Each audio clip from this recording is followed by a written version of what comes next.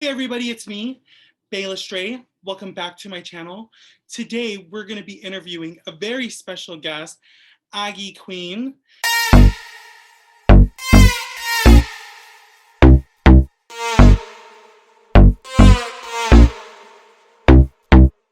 I noticed you're real big on family and you even have your own drag family. I did notice you are a drag mom.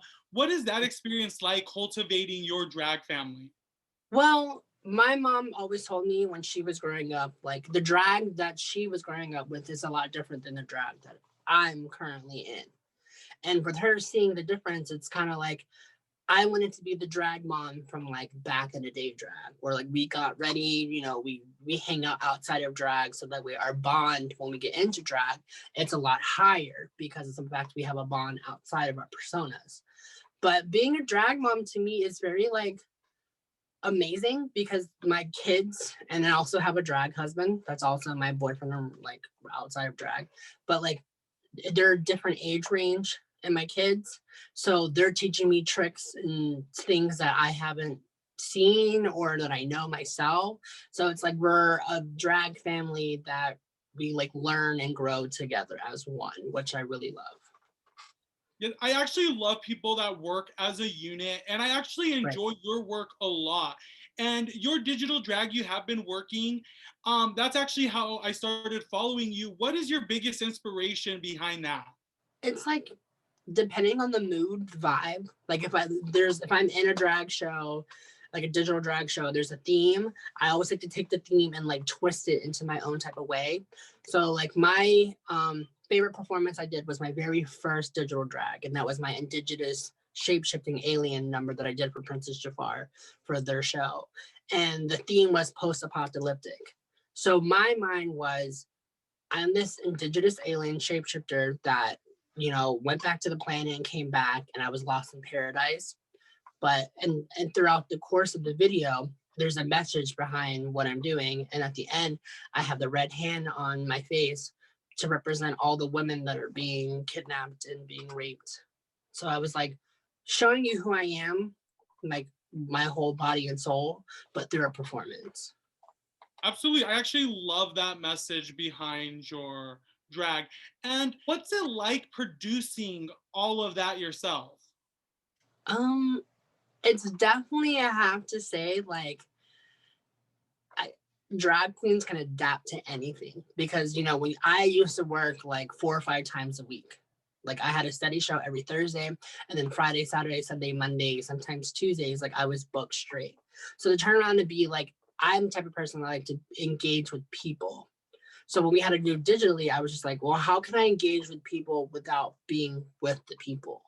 So my mind was, well, just be who I am 100%. And now that I can turn around and cut, paste, and then put all together and you get one whole video, you can't do that in a regular performance because it's like if you fuck up, you fuck up. Versus a live like a digital performance, it's kind of like, oh, you can't tell that I messed up because I took 5 different takes and I just cut and paste all together. So that's pretty much what I've been doing. That's a very key benefit of doing digital drag. But drag is starting to trickle back into live performances. Yes. Have you experienced the live performance aspect after everything has happened? I did one performance during All Stars. I was at the bar, and it was, to me, it was kind of weird because all the bars is limited to a certain amount of people and tables, and you have to make sure you have a drink or you have food. But this Sunday, actually, I a bar reached out to me and like wanted me to do a drag brunch.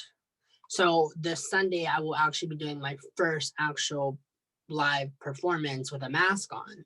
So I'm excited, but I'm also kind of like nervous at the same time because it's like, we have to keep our distance. We're up on a stage. Like I'm the type of entertainer. I like to engage with people. I like to touch you. I like to, like say thank you, like to your face, like thank you for the tip, or I would twirl you around, or I would do something. So it's kind of like I'm excited, but I'm nervous at the same time because I don't want to get like sick. Yeah. And you did mention little things that you do like to do during your live drag performances.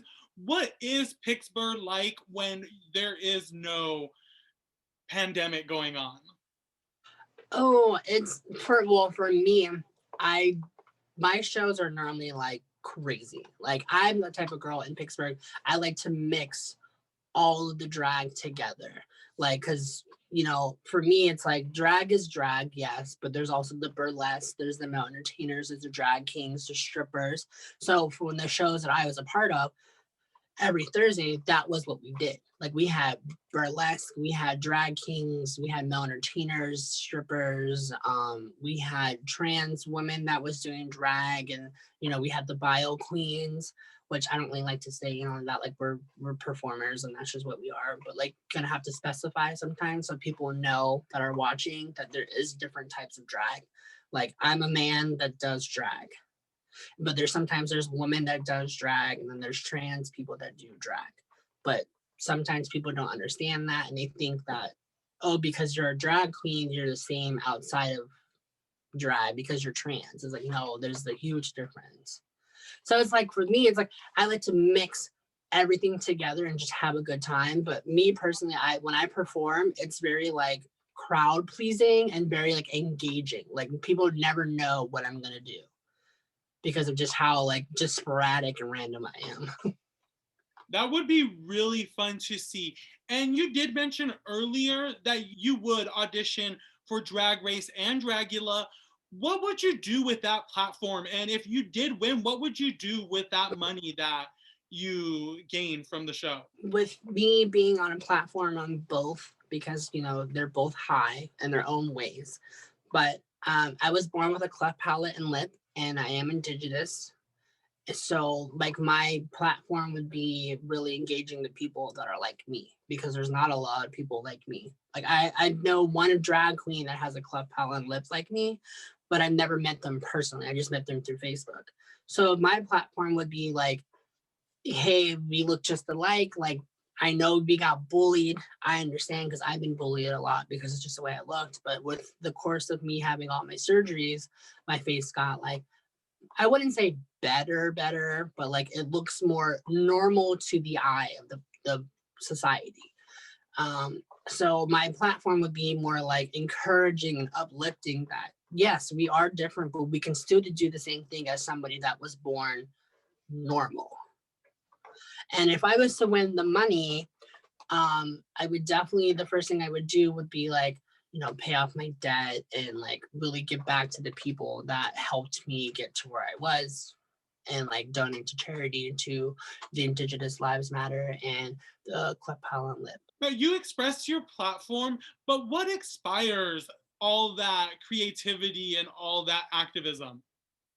I guess because when you've been told like no a lot, like this is something like I would take all the negativity, the bullying, and I would just fuel it to myself to just be 100% myself. Like people always say, like I love you because of some fact that when I hang out with you outside of drag, like you're the same person.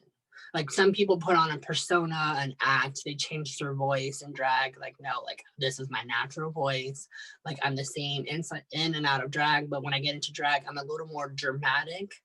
But I was just like, I just like to be myself 100%. That's like what really fuels me to be how I am. Yeah. Well, I've really enjoyed your message. Is there anything that we haven't got to talk about that you want to talk about tonight? What inspires you to do drag? You know what? That's a good question. I never really get asked questions too much, but I really got inspired with being body positive and also saying, you know what, this is how I thought I was supposed to be masculine, and this is how thought I was supposed to be this. And then feeding that to like my femininity and the things that I naturally was and I am. So I kind of just mixed it all together and was like, this is it. That's amazing. Because I mean, Princess Jafar has told me that you are indigenous. So Yeah. when like I found out, like I got really excited because I know there's not too many of us that are really open out here. Like some people always ask me questions about how I felt by Ilona Verley on Canada's Drag Race, Mm. and it was like, yes, I love the message that she like put on her platform on TV. But on the flip side of it, like if, I don't know how like you're really in tune to your indigenousness. But with me, it was like, it was kind of insulting what she was doing, because it's like, it's all the stuff that she was doing was very traditional to our tribes. So it was kind of like, I'm so glad that somebody's doing this, but at the same time, it was kind of like, I kind of wish he did this differently. I know someone who would have felt the exact same way, who feels like traditions are traditions and those should Right. be kept with that and not be displayed to the public eye, because there's some things I've wanted to express, but there just hasn't been the right time or Exactly. the right platform. But I mean, I'm glad that like that's how you feel while you're in drag. Like that's amazing. Like I'm glad I got to know you on like a different level than just liking each other's stuff on Instagram. Yeah, So it was absolutely. nice to get to know something personally from you. Yeah, and I'm glad I got to know you a little bit more. So it's been a pleasure talking to you, and thank you so much for coming tonight. And is there anything else you would like to promote? If anybody's watching from Pittsburgh, I do have a show November 5th. It's in Irwin, PA. The place is called Brandy's on Main. Doors open at 7:30. The show time starts at 8. I also have another show of the same place December 5th, and it's the same exact time, but there's going to be a cover fee, because on top of me just performing with my drag house, we're also having a live band performing too, because like I said, I like to have all different types of entertainment in my shows. And then we're also going to have somebody there that is there to just do prosthetic works. Like they're actually going to be putting prosthetics on people if they want to. And we're also going to be having another company that's coming in to put up a projector for us to watch like old vintage Halloween movies. So I would really appreciate it if you guys would come out and support, because this is the only thing that I like to do. I don't really like to work for people because I'm my own boss and I like it like that. But yeah. And is there anything else you would like to promote? I also have merch. It's on the website. It's called nowthat'smerch.com/Agnes Senga. And that's AGNESSENGA, which is Agnes backwards, in case people didn't know. And I do have a discount code. It is called Slaughter in all capital letters. It gives you 10% off on my merch. And we have promo codes every once in a while, depending on what I'm doing, where it could be 15 or it could be 25% off. So you just have to be not be plugging, but be paying attention to my social medias, because I always like to have little discounts for the people that are not really fortunate to buy like a $40 hoodie. Like I always like to give back to the people, because if it wasn't for you, I wouldn't be where I am today. Because a lot of my merch that I have, it's been fan art. So I like to promote my fans that make me art, and the money that I get, I always give them like money back. So even though they're helping me get money, I give them money back to them. Like, thank you so much for your art. I am making money off of it, but I just want you to know that I'm promoting you on top of giving you money back. But that's how I would like to plug. Woo, woo. Well, I am so happy I got to talk to you tonight. You have yourself a great night. Thank you so much for coming tonight, Aggie. Thank you everybody so much for watching. And don't forget, if you want to see more content like this, don't forget to like, comment, subscribe, and all that other YouTube stuff. So, bye, babe.